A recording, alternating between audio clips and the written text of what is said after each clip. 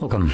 In front of me is a WIKO U Pulse, and today I'll show you how you can enable and also set up your Do Not Disturb mode.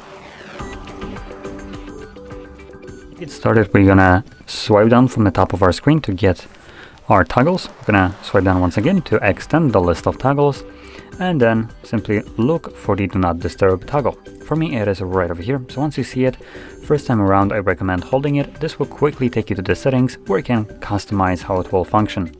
So we have priority only allows, so we have a couple of different toggles. You can select can message you or call you. And then we also have automatic rules.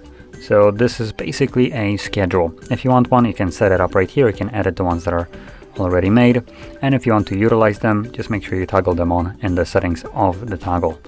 And once you enable them, you can see that it says that it's on, and there you go.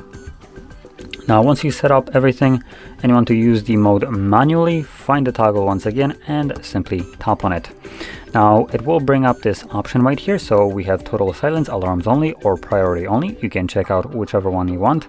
The one that gives you options that you might or might not have changed will be the priority only. Now, outside of that, you also have a nice option for the timer. So this will allow you to select a specific timer, which I do recommend sticking with this option as a default.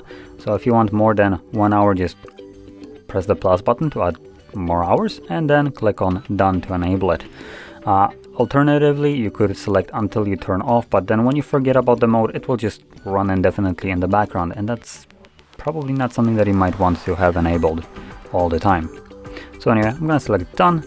As you can see, it automatically enables, and we also have this icon right here in our status bar to signify that it is right now running. Now you can obviously turn it off yourself prematurely, so you don't need to wait for the timer to run out. You can just find the toggle once again, click on it, and it's off. So there we go. Now if you found this video helpful, don't forget to hit like, subscribe, and thanks for watching.